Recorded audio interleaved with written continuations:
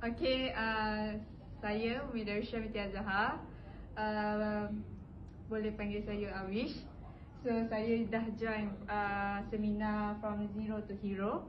Okay, first kali I learn from this workshop is I learn the fundamental and introducing all the analysis, combining into the one fundamental yang strong lah, which is I mantap.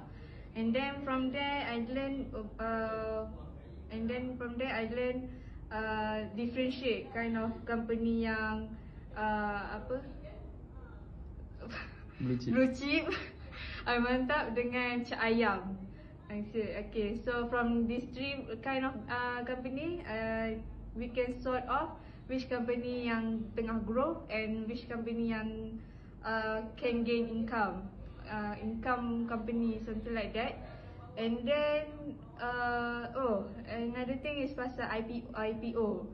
So adalah introducing about how to apply IPO semua kan, untuk nak invest dalam tu.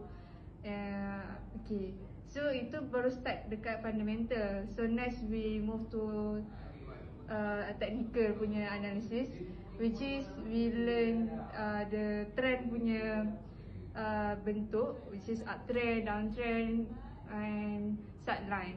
So uptrend is bullish and downtrend is bearish.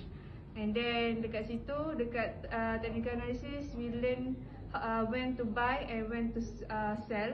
Which is kat situ, sell tu kita dah letak stop loss untuk prevent high risk lah, untuk prevent banyak loss kan.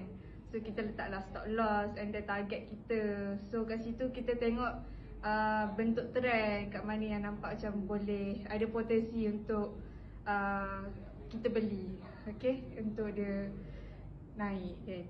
Okay, itu saja yang that unique from zero to hero. Okay. That's all. Okay, thank you. Okay.